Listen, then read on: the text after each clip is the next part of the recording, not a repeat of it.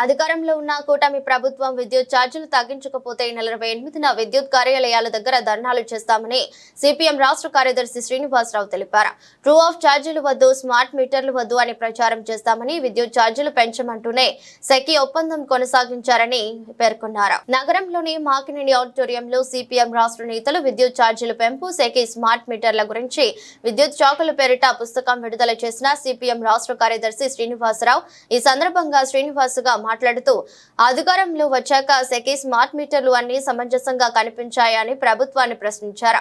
47 కోట్ల భారాన్ని తప్పుడు ఒప్పందాలు అని చెప్పిన మీరే ఓ ఒప్పందాలు ఎలా ఆమోదిస్తారని ప్రభుత్వంపై ఆరోపణలు చేశారు. అదాని సంస్థ, కేంద్ర ప్రభుత్వ సంస్థ, కేంద్రంతో కూటమి ప్రభుత్వం విద్యుత్ ధరల గురించి చర్చించారని ప్రశ్నించారు.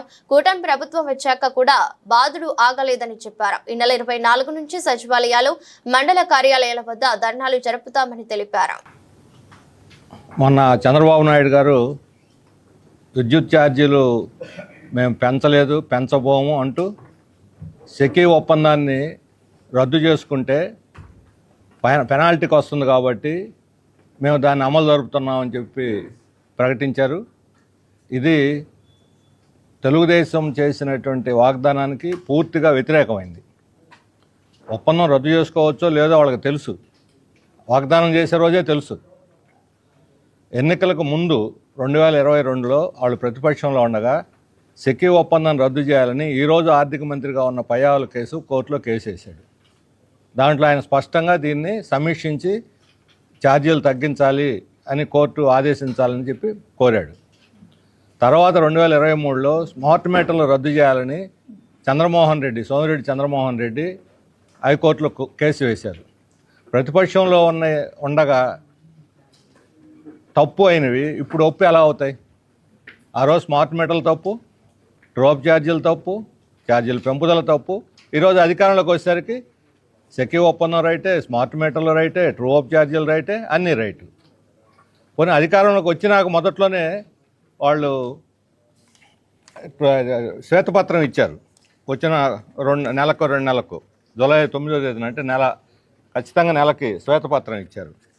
ఆ శ్వేతపత్రంలో సెకీ ఒప్పందం ద్వారా మీరు ఇచ్చే 7,000 మెగావాట్ల సెకీ సోలార్ ఒప్పందం ద్వారా 3,150 కోట్ల అదనపు భారం నెలకి సంవత్సరానికి పర్ ఇయర్ పడుతున్నది.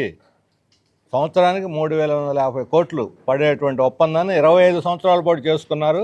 ఇది చాలా అన్యాయం. ఇంత భారం 47,000 కోట్లు వివిధ రకాల్లో వేసిన భారంలో సెకీ ఒప్పందం భారాన్ని కూడా వాళ్ళు కలిపి చూపెట్టారు తప్పుడు ఒప్పందాల వల్ల.